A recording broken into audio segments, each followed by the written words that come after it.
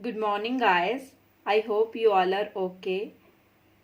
तो आज मैं आपको अपने स्पेशलाइज सब्जेक्ट जिसमें मैंने मास्टर की है, दैट इज़ एजुकेशन, जिसका कोड है 009, उसके बारे में पढ़ाना चाहूँगी। उसका फर्स्ट चैप्टर स्टार्ट करवाऊँगी। इससे पहले मैंने टीचिंग एप्टीट्यूड के ऊपर एक वीडियो डाली थी। तो नेक्स्ट अब मैं अपने पेपर के जो स्पेशलाइज पेपर है उसके बारे में पढ़ाऊँगी आपको। तो नेक्स्ट वीडियो फिर मेरी ए पेपर के ऊपर होगी। तो ऐसे रैंडमली चलेंगे, एक दिन ए पेपर की वीडियो आएगी और दूसरे दिन बी पेपर की वीडियो आएगी। तो ताकि आप दोनों पेपर जो है आराम से अच्छे से तैयार कर सकें। तो दो चीज़ें मैं आपको बताना चाहूँगी। फर्स्टली कि मैं आपको बिल्कुल वैसा पढ़ाती हूँ जैसे मैं खुद पढ़ रही हूँ। मेरे पास कोई अच्छा कैमरा या प्रोजेक्टर नहीं है कि मैं आपको स्लाइड्स लगा के प्रोजेक्टर पे या वाइट बोर्ड पे पढ़ा सकूँ। मैं बिल्कुल ग्राउंड रियलिटी पे जैसे खुद पढ़ती हूँ वैसे ही आपको पढ़ाने की कोशिश करती हूँ, ताकि स्टूडेंट्स को समझ आ सके अच्छे से। अगर आपको अच्छे से समझ आता है तो आप कमेंट करिए, अगर नहीं आता है फिर भी मुझे बताइए कहाँ पे आपको क्या समझ नहीं आ रहा है। और सेकंड थिंग जो मैं आपको बोलना चाहूँगी, मैं आपको अपनी तरफ से एक मोटिवेशनल क्यूट देना चाहूँगी। सबकी अपनी अपनी मोटिवेशनल क्यूट्स होती हैं। जब भी हम पढ़ना स्टार्ट करते हैं हमारे माइंड में कुछ क्यूट्स होती हैं जिसको देख के हम मोटिवेट होके पढ़ना स्टार्ट करते हैं। तो मैं अपनी तरफ से अगर आपको कोई एडवाइस या क्यूट मोटिवेशनल वर्ड्स बोलना चाहूँ तो मैं आपको बोलूँगी, leave your comfort zone, must condition for success. अगर आपको सक्सेस चाहिए, एक्चुअल में आप सक्सेस पाना चाहते हो, तो हार्ड वर्क करना, फेलियर को एक्सेप्ट करना, ये सेकंड कंडीशन आ जाती है। फर्स्टली आपको अपना कंफर्ट जोन छोड़ना होगा। जब तक आप अपना कंफर्ट जोन नहीं छोड़ोगे तब तक आप सक्सेस को अचीव नहीं कर पाओगे। मैंने जितना एक्सपीरियंस किया है अपनी लाइफ में, जितना एनालिसिस अपने पास्ट एक्सपीरियंस को या अपने सीनियर्स को देखकर, अपने टीचर्स को देख के किया है, उसके हिसाब से मुझे लगता है, यहाँ मेरी अपनी तरफ से एक व्यू पॉइंट है कि जब तक हम अपना कंफर्ट जोन नहीं छोड़ते तब तक हम कुछ अचीव नहीं कर पाते। तो आई होप कि आपको ये अच्छा लगा होगा, आप इसको अंडरस्टैंड करोगे और इसे अपनी लाइफ में जो है वो अप्लाई करोगे। तो नाउ हम पॉइंट पे आते हैं। आज मैं आपको एजुकेशनल स्टडी जो फर्स्ट चैप्टर है उसके बारे में पढ़ाना चाहूँगी, जिसके बारे में जिसमें हमें philosophical foundation of education and sociological foundation of education पूछा जाता है। मींस जो फिलॉसफी में जो फिलॉसफी के थिंकर्स थे उन्होंने क्या कंट्रीब्यूट किया है एजुकेशन की फील्ड में। और सेकंड वन जो सोशोलॉजिकल थिंकर थे, जिन्होंने सोसाइटी के रिलेटेड कस्टम रिचुअल्स, हमारे वैल्यूज़ के बारे में जो जो व्यूज़ दिए हैं, उनका एजुकेशन की फील्ड में क्या कंट्रीब्यूशन है उसके बारे में स्टडी करेंगे। तो पहले आज हम फिलॉसफी के बारे में पढ़ेंगे, उसकी ब्रांचेस के बारे में पढ़ेंगे, ताकि हमें अगर उसका बेस, उसका कॉन्सेप्ट अंडरस्टैंड होगा तो हम आगे अच्छे से अंडरस्टैंड कर पाएंगे। आपको मैं एक चीज़ बोलना चाहूँ कि बुक्स सबके पास हैं, नोट्स सबने बनाए होंगे, सबको कहीं से भी मिल जाएंगे, किसी भी पीडीएफ से उसको डाउनलोड कर लेंगे हम। लेकिन जब तक हमें कॉन्सेप्ट की अंडरस्टैंडिंग नहीं होगी तब तक हम किसी भी टॉपिक को अच्छे से अंडरस्टैंड नहीं कर सकते हैं। नेट में हमने हमेशा ये, जिन्होंने भी एग्ज़ाम दिया होगा या पिछले पेपरों का एनालिसिस किया होगा, हमेशा ये देखा होगा कि वहाँ पे क्वेश्चन कभी डायरेक्ट नहीं आता है, बहुत से क्वेश्चन इनडायरेक्टली पूछे जाते हैं। लेकिन जब आपको कॉन्सेप्ट का पता है तो आप अच्छे से जो है वो उसको, उस चीज़ को वहाँ पे कॉप अप कर पाते हो। तो सबसे पहले मैं स्टार्ट करूंगी फिलॉसफी का मीनिंग, कि फिलॉसफी का मीनिंग क्या होता है। तो फिलॉसफी जो है वो दो वर्ड्स का कॉम्बिनेशन है, ग्रीक वर्ड से लिया गया है, जिसमें दो वर्ड का कॉम्बिनेशन है, फिलो प्लस सोफिया। फिलो का मतलब है लव और सोफिया का मतलब है विजडम। तो it means love for wisdom, आपका लव विजडम के लिए। लाइफ में जो इतने भी फिलोसोफर्स को मैंने पढ़ा है, वो फिलोसोफर्स इतने ज़्यादा पैशनेट होते हैं स्टडी के लिए, अपनी नॉलेज को बढ़ाने के लिए, कि कोई भी कंडीशन लाइफ में आए, वेदर वो गुड हो या बैड हो, उनको कितनी ही डिफिकल्टीज क्यों ना जो है वो देखनी पड़े, लेकिन वो हमेशा वो जो नॉलेज के लिए उनकी क्यूरियोसिटी होती है वो बनी रहती है। क्यों, ये क्यों हुआ, ये चीज हमेशा उनके दिमाग में चलती रहती है, और इसी की सर्च में वो हमेशा अपनी कंडीशन से बियॉन्ड जाके, अपने कंफर्ट जोन से बियॉन्ड जाके भी उस चीज को अचीव करने का, उन चीजों के आंसर पाने की कोशिश करते हैं। तो फिलॉसफी एक्चुअल में हमें कनेक्ट करती है रियलिटी से, एग्जिस्टेंस से, नॉलेज से, वैल्यू से, रीजन से, माइंड से और लैंग्वेज से। अगर हम फिलोसफर्स की बात करें, फिलोसफी से पहले अगर हम फिलोसफर्स की बात करें, तो फिलोसफर एक ऐसे पर्सन होते हैं जिनके अंदर टेस्ट फॉर नॉलेज होता है, कि उनको नॉलेज चाहिए, चाहे वो कहीं से भी जाके वो नॉलेज को सर्च करके लाएंगे, बट वो अपने क्वेश्चंस को अंदर नहीं रखते हैं। हम जो आम पर्सन हैं, हम कॉमन लोग क्या करते हैं कि हमें किसी क्वेश्चन का आंसर नहीं मिला तो हम अपना दिमाग लगाना ही छोड़ देते हैं। हम बोलते हैं किस लिए, हमें क्या जरूरत है, लेकिन वो नहीं करते। उनकी क्यूरियोसिटी कभी भी स्टॉप नहीं होती अनटिल वो अपने क्वेश्चंस के आंसर्स को अचीव नहीं कर लेते। अपने क्वेश्चन के आंसर को अचीव करने के लिए वो किसी भी लिमिट तक चले जाते हैं। तो फिलॉसफी जो है वो स्टडी है जो हमें अपने लाइफ के फंडामेंटल्स के बारे में बताती है, जो कनेक्ट करती है हमें रियलिटी से, कि रियलिटी क्या है। कोई चीज है, हमने उसको अंडरस्टैंड बुक में पढ़ा और हमने जैसा चाहा उसको अंडरस्टैंड कर लिया, बट रियल अंडरस्टैंडिंग उसकी तब होगी जब हम खुद उसको सर्च आउट करके उस रियलिटी की तरफ जाएंगे कि एक्चुअल में ये चीज क्यों है, इसके बियॉन्ड रियलिटी क्या है। अगर कहीं पे किसी स्टोन को पूजा जाता है और कहा जाता है इसमें भगवान है, तो एक कॉमन पर्सन अगर देखता है कि 10 बंदे वहां पे जा रहे हैं तो वो उस चीज को मान लेता है। लेकिन जो फिलोसोफर होगा वो इतनी आसानी से वो चीज को नहीं मानेगा जब तक वो खुद सर्च आउट करके उसकी रियलिटी की तरफ नहीं चला जाता। जब तक उसकी रियलिटी वाली साइड को वो जान नहीं लेता, तब तक वो कभी भी शांत होके नहीं बैठता है। देन आती है एग्जिस्टेंस। कोई चीज एग्जिस्ट कर रही है तो उसकी एग्जिस्टेंस के पीछे जो लॉजिकल थिंकिंग है वो क्या है, उस लॉजिक को अंडरस्टैंड करते हैं with the help of philosophy. Then knowledge, day to day हम अपनी नॉलेज को अगर बढ़ाना चाहते हैं तो फिलॉसफी हेल्प करती है हमें उस नॉलेज तक पहुंचने के लिए। हमारी वैल्यूज क्या हैं, उन वैल्यूज का रियल में कोई मीनिंग है या वो सुपरस्टिशियस है, या हम उसको आईज क्लोज करके मान रहे हैं, या वो सच में वो वैल्यूज जो हैं वो एग्जिस्ट कर रही हैं, ये भी हमें फिलॉसफी से ही पता चलता है। रीजन क्या है, कोई चीज अगर हो रही है उसके पीछे रीजन क्या है, उसको भी हम फिलॉसफी की हेल्प से ही जो है वो अंडरस्टैंड करते हैं। अपने माइंड को, लैंग्वेज को, इन सब से हमें कनेक्ट करवाती है फिलॉसफी। फिलॉसफी सिर्फ एक सब्जेक्ट नहीं है, ये हमें अंडरस्टैंडिंग करवाती है हमारी लाइफ के बारे में, इस पूरे यूनिवर्स के साथ हमें कनेक्ट करवाती है, वो होती है फिलॉसफी। संस्कृत में फिलॉसफी को रेफर किया गया है एज ए दर्शना, जिसका मतलब है किसी चीज को देखना, दर्शन करना जैसे बोलते हैं हम। संस्कृत में या हिंदुइज्म में एक वर्ड यूज किया जाता है दर्शन। तो संस्कृत फिलॉसफी में दर्शना को कनेक्ट किया गया है फिलॉसफी से, कि हम चीजों को कैसे देखते हैं, रियलिटी और फैक्ट्स जो हमारे इन्वायरमेंट्स में है, जो हमारा एक्सपीरियंस है, वो उसको देखने का नजरिया हमारा जो है उसको कहा जाता है फिलॉसफी। दर्शना जो है वो कंसर्न है हम अपनी 6 वेज, अपनी 6 सेंसेस का यूज करके रियलिटी को कैसे देखते हैं, ट्रुथ को कैसे देखते हैं, उसको बोला जाता है फिलॉसफी। संस्कृत में एक और वर्ड जो है वो कनेक्ट किया जाता है फिलॉसफी के साथ, जिसको बोलते हैं तत्व।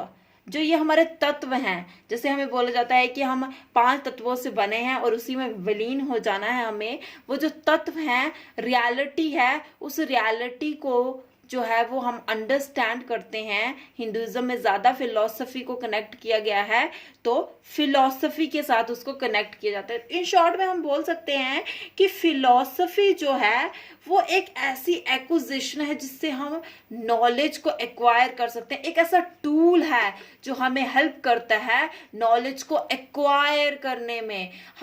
हमें जो चीज़ों को आज तक ऐसे ही मानते आए हैं, उन चीज़ों के बियॉन्ड जाके उनकी रियलिटी को अंडरस्टैंड करते हैं हम with the help of philosophy. और फिलॉसफी के बाद में थोड़ा आपको फिलॉसफर्स के बारे में बताऊंगी। फिलॉसफर्स जो होते हैं उनके अंदर हमेशा क्यूरियोसिटी रहती है हर क्वेश्चन के आंसर को सर्च आउट करने की। उनके अंदर वो एक पैशन होता है स्टडी के लिए। एक अगर हम लोग अगर यहाँ तक पहुंचे हैं तो हमारे अंदर हमारी बुक्स के लिए, हमारी स्टडी के लिए जो पैशन है, वही पैशन फिलोसफर्स के अंदर होता है। क्वेश्चंस के, जो क्वेश्चन एग्जिस्ट कर रहे हैं, जो क्वेश्चन उनके माइंड में आते हैं, उनके आंसर सर्च आउट करने के लिए उनके दिमाग में जो क्यूरियोसिटी होती है उसको वो सर्च करते हैं with the help of philosophy. तो फिलॉसफी और फिलॉसफर जो है वो आपस में कनेक्ट हैं। फिलॉसफर की अपनी अपनी फिलॉसफी होती है, वो उस फिलॉसफी के बेसिस पे अपना कंट्रीब्यूशन देते हैं एजुकेशन की फील्ड में। और जिसकी फिलॉसफी ज़्यादा इन्फ्लुएंस्ड करती है वो एक फिलोसोफर बन के सबके सामने आता है। फिलोसफीज बहुत सारों की होती है, लेकिन कईयों की फिलोसफी जो है वो इतनी स्ट्रांग नहीं होती है कि वो एजुकेशन की फील्ड में या सोशोलॉजिकल फील्ड में या किसी भी फील्ड में अपना कंट्रीब्यूशन बना सके। तो जब वो अपना कंट्रीब्यूशन नहीं बना पाती है तो वो जो है वो डिमीन हो जाती है, उसको यूज में नहीं लाया जाता है, तो हम लोगों को उसके बारे में पता नहीं चलता है। तो एक्चुअली अगर फिलॉसफी को 2 वर्ड्स में मैं डिस्क्राइब करूं तो फिलॉसफी जो है वो एक ह्यूमन बिहेवियर को अंडरस्टैंड करने का सोर्स है। तभी बोलते हैं कि एक टीचर बनने से पहले हमें फिलॉसफी का पता होना चाहिए। जब हमें फिलॉसफी का पता होगा तो हमें reality, existence, values, reason, knowledge, language, इन सब चीज़ों के बारे में अंडरस्टैंडिंग होगी, तभी हम एक स्टूडेंट को अच्छे से अंडरस्टैंड कर पाएंगे। उसके बाद ब्रांचेस क्या हैं फिलॉसफी की, जिसके ऊपर एक डायरेक्ट क्वेश्चन पूछा जाता है पेपर में। तो सबसे पहले मैं मेटाफिजिक की बात करूंगी। मेटाफिजिक वो चीजें होती हैं जो हमें अंडरस्टैंड करने में कुछ प्रॉब्लम आती है, क्योंकि मेटाफिजिकल चीज़ों को अंडरस्टैंड करना थोड़ा डिफिकल्ट होता है। उसके लिए हमें अपने माइंड को बहुत ज़्यादा ब्रॉड करना पड़ता है, बहुत डीपली स्टडी करनी पड़ती है, तभी हम उस चीज़ को अंडरस्टैंड कर पाते हैं। तो जो फिलॉसफी है, ये क्या है, द एरिया ऑफ फिलॉसफी जो डील करता है existence of, nature of existence, truth and knowledge. जैसे कि मैं आपको एक एग्जांपल दूंगी छोटी सी, कि एक बच्चा होता है, जब हम छोटे होते उसको ले जाते हैं मंदिर में, तो उसको हम गॉड के सामने ले जाके उसको बोलते हैं कि ये गॉड है। जैसे हिंदुइज्म में बड़े सारे गॉड ऐसे हैं जहाँ पे जिनके अलग अलग नाम हैं, तो हम उनको डिफरेंट नेम लेके बताते हैं कि ये वाले गॉड हैं, ये शिव जी हैं, ये सब गॉड के अलग अलग डिफरेंट नेम उनको बताते हैं। लेकिन जब उनकी मेटाफिजिकल जो नॉलेज है, थिंकिंग जो है वो डेवलप हो जाती है, तो एक ऐसा टाइम आता है कि हम उनके सामने सिर्फ नाम लेंगे, उनको हम पिक्चर दिखाने की जरूरत नहीं है, वो क्लिक कर लेंगे अपने माइंड में कि हाँ वो उस चीज के बारे में बात कर रहे हैं। जैसे एक छोटा बच्चा, तो उसको जब हम एस फॉर एप्पल सिखाते हैं, तो एप्पल सिखाने के लिए हमें उसको एप्पल दिखाना पड़ता है कि एप्पल कैसा होता है। वो पहले एप्पल को देखेगा, देन वो अंडरस्टैंड करेगा हाँ एप्पल ऐसा होता है। बट जब वो उसकी मेटाफिजिकल थिंकिंग डेवलप हो जाती है, तो वो क्या करता है, उसको हम सिर्फ बोलते हैं कि एप्पल, ए से एप्पल, तो एप्पल की इमेज जो है वो उसके दिमाग में बन जाती है। तो मेटाफिजिकल, इसका मतलब कि उसकी मेटाफिजिकल थिंकिंग डेवलप होगी। अब वो चीज़ों को दिखाने की जरूरत नहीं है, उसकी रियलिटी, उसकी एग्जिस्टेंस जो है, जो उसका ट्रुथ है, उसको खुद जो है वो अंडरस्टैंड करने लगता है। नेक्स्ट आता है एस्पेटोनॉलजी ये एक थ्योरी है नॉलेज की, जिसमें हमें मेथड्स, वैलिडिटी और उसके स्कोप के बारे में अंडरस्टैंडिंग होती है। तो ये डील करती है नॉलेज के साथ, जिसको बोला जाता है थ्योरी ऑफ नॉलेज। ठीक है, सॉरी, इससे थर्ड वाले जो इसकी ब्रांच है वो है लॉजिक। ये एक ऐसी ब्रांच है जो डील करती है हमारी करेक्ट रीजनिंग के साथ। इसका मतलब ये है कि हमें कोई चीज अगर सोसाइटी में दिखती है कि ये चीज ऐसे हो रही है, तो हम उसे मानने से पहले अपनी लॉजिकल थिंकिंग लगाएंगे। क्या रियलिटी में वो चीज एग्जिस्ट कर रही है? अगर कर रही है, उसके पीछे क्या लॉजिक है? जब हम लॉजिकल थिंकिंग से चीज़ों को अंडरस्टैंड करने शुरू कर देते हैं, तो मीन्स हमारे अंदर लॉजिकल थिंकिंग जो है वो डेवलप हो जाती है। और ये भी एक ब्रांच है फिलॉसफी की। देन एथिक्स तो हमें पता है कि एक जिसका एथिक कोड जो है वो स्ट्रांग होते हैं, वो पर्सन जो है वो एथिकली स्ट्रांग होता है कि वो राइट और रॉन्ग के बीच में डिफरेंस कर सके। तो एथिक्स एक ऐसी ब्रांच है फिलॉसफी की जो हमें ये बताती है what is right, what is wrong, इसके बारे में डिफरेंस हमें करना जब आ जाता है, तो मीन्स हमारी एथिकल जो थिंकिंग है वो डेवलप हो गई है। उसके बाद आती है एस्थेटिक ऐसा डिफरेंस है जो हमें चीज़ों में ब्यूटी देखने की क्षमता जो है वो हमारे अंदर डेवलप करता है। जिसकी एस्थेटिक थिंकिंग जो है वो अच्छे से डेवलप होगी, वो चीज़ों की ब्यूटी को अंडरस्टैंड करेगा। आर्ट म्यूजिक की तरफ उसका जो है वो इंटरेस्ट होगा। उसको पता होगा कि नेचर की अगर नेचर में कोई अच्छी चीज़ है तो उसको ब्यूटीफाइड कैसे करना है, आर्ट को ब्यूटीफाइड कैसे करना है, म्यूजिक का फन कैसे लेना है, उसकी प्रेज कैसे करनी है। वो चीज़ें जो है वो हमारे अंदर तभी आती हैं जब हमारे अंदर एस्थेटिक वैल्यू जो है वो डेवलप हो जाती है।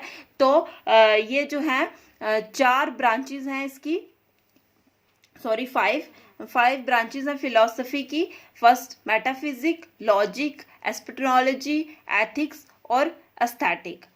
तो मेटाफिजिक को तो थ्योरी ऑफ रियलिटी भी कहा जाता है और एस्पेटोलॉजी को थ्योरी ऑफ नॉलेज। इस पे डायरेक्ट क्वेश्चन पूछा जाता है पेपर में, तो इसीलिए इसके नाम जो हैं वो याद कर लेना कि मेटाफिजिक को थ्योरी ऑफ रियलिटी बोला जाता है, एस्पेटोलॉजी को theory of logic, theory of knowledge, and logic को थ्योरी ऑफ लॉजिक। तो बाकियों के नाम सेम है, सिर्फ एस्पेटोलॉजी और मेटाफिजिक का नाम अलग अलग है। मेटाफिजिक को थ्योरी ऑफ रियलिटी कहा जाता है और एस्पेटोलॉजी को थ्योरी ऑफ नॉलेज कहा जाता है। तो आगे हम इसकी फिलॉसफी की डिवीज़न को पढ़ेंगे।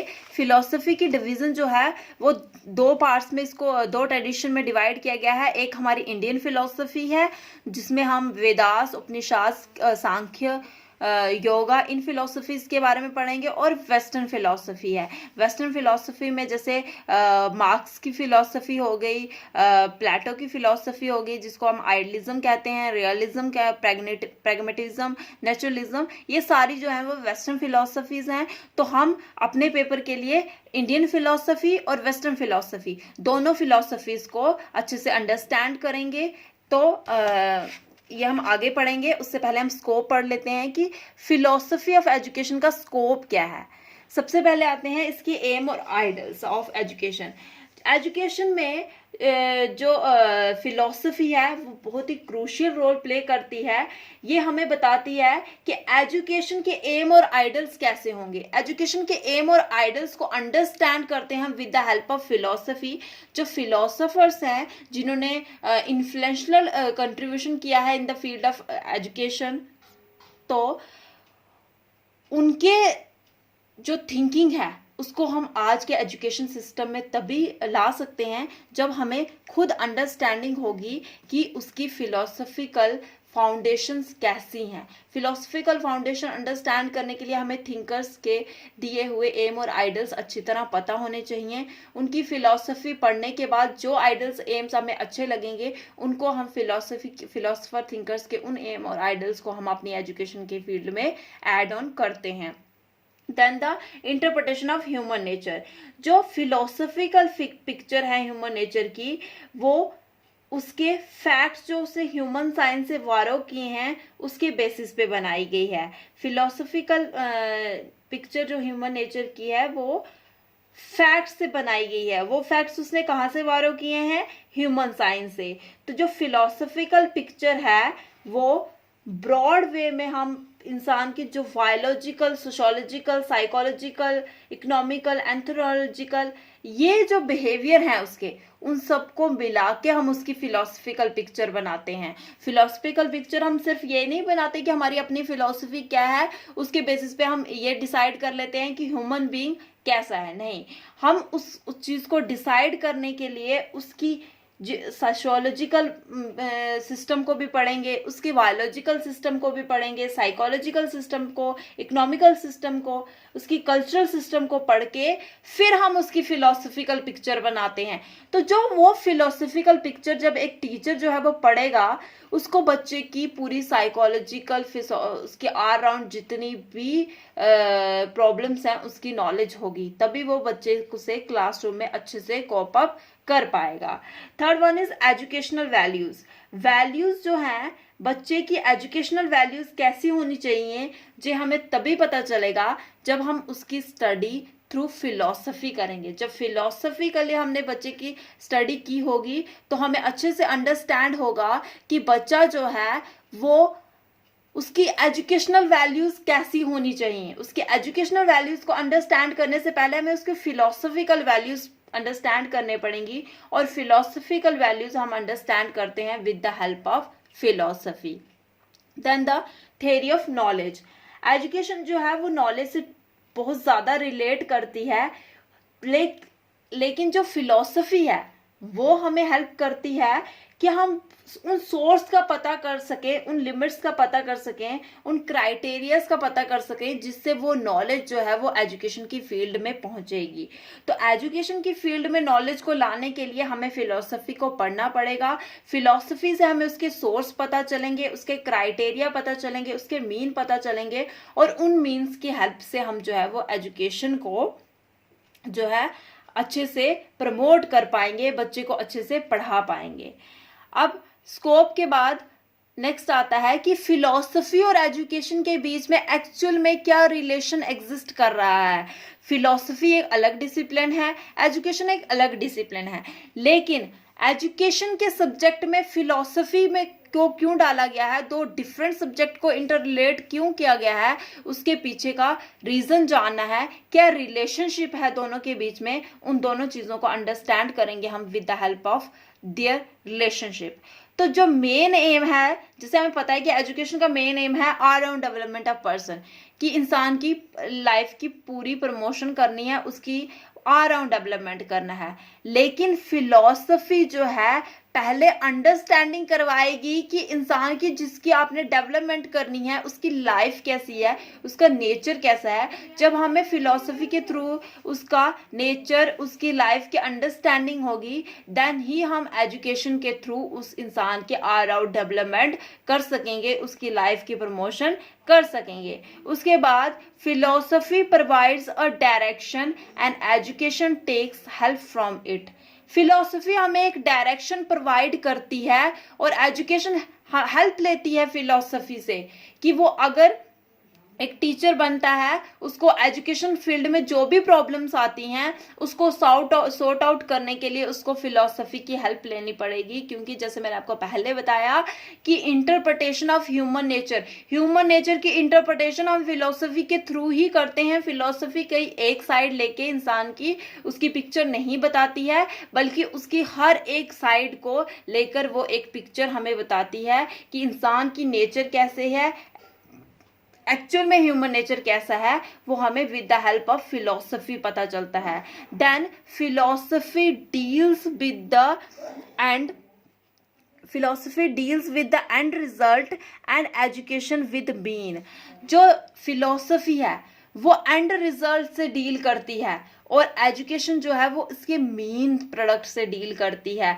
इसका मतलब ये है कि हम मीन के बिना एंड तो अचीव नहीं कर सकते, या हमें एंड अचीव करना ही नहीं है तो फिर हमें मीन की जरूरत क्या है।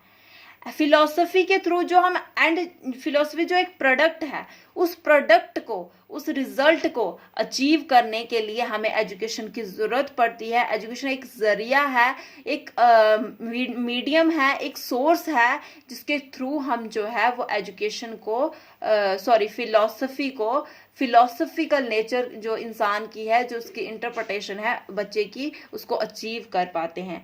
Then education and philosophy are two side of the same coin. इसका मतलब है कि फिलॉसफी के बिना हम एजुकेशन को इमेजिन नहीं कर सकते और एजुकेशन के बिना हम फिलॉसफी को इमेजिन नहीं कर सकते। अगर हमें एक टीचर बनना है या एजुकेशन की फील्ड में जाना है, बच्चे को अच्छे से अंडरस्टैंड करना है, तो एजुकेशन के साथ साथ हमें फिलॉसफी की भी ज़रूरत है। लेकिन ये भी नहीं है कि अगर हमें फिलॉसफिकल नॉलेज है लेकिन एजुकेशन की जो है वो नॉलेज ही नहीं है, तो हम फिर भी हमारा जो फिलॉसफिकल नेचर अकेले स्टडी करने का भी कोई फ़ायदा नहीं है। हमें दोनों नेचर्स बच्चे की पता होनी चाहिए, दोनों की नॉलेज होनी चाहिए, तभी हम एजुकेशन की फील्ड में अच्छे से इमर्ज होके आ सकते हैं, अच्छे से उन प्रॉब्लम के साथ कोप अप कर सकते हैं। तो हम दूसरे वर्ड्स में कह सकते हैं कि फिलॉसफी एक थ्योरेटिकल नेचर है और एजुकेशन जो है वो इसकी प्रैक्टिकल साइड है। फिलॉसफी जो है वो एक थ्योरेटिकल पार्ट है, एक थ्योरेटिकल पार्ट है कि हमें पढ़ना है, सिर्फ स्टडी करना है, उसमें हम सिर्फ स्टडी करेंगे। लेकिन जो स्टडी करके हमने जो चीज़ें, जो एक्सपीरियंस जो हमने लिया, हमने जो पढ़ के हमारे दिमाग में जो चीज़ें आई, उसको अप्लाई करने का एक जो सोर्स है वो है एजुकेशन। अगर एजुकेशन ना हो तो फिलॉसफी से पढ़ के हमारी वो नॉलेज सिर्फ थ्योरेटिकल रह जाए। लेकिन उस नॉलेज को थ्योरेटिकल से प्रैक्टिकल साइड लाने के लिए हमें एजुकेशन की हेल्प की ज़रूरत पड़ती है। तो कंक्लूजन में हम ये चीज़ कह सकते हैं कि अगर हमें एजुकेशन को अच्छे से, एजुकेशन प्रॉब्लम के साथ अच्छे से कोप अप करना है तो हमें फिलॉसफी की नॉलेज होनी चाहिए। अगर हमें फिलॉसफी की नॉलेज है और एजुकेशन की नॉलेज नहीं है, फिर भी हम जो है वो प्रॉब्लम्स के साथ कोप अप नहीं कर पाते। तो philosophy of education can be exciting and challenging that encounter greater and enduring idea of human thought. It enable in understanding the past of education.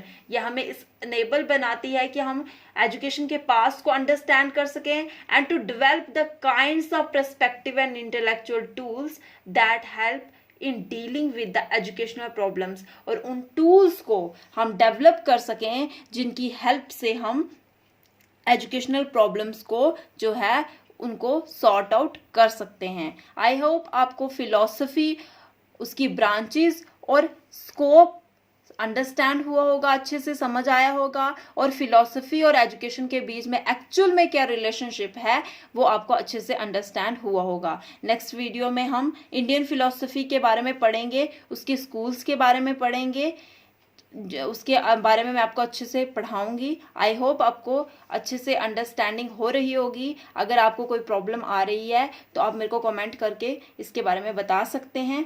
Thank you so much.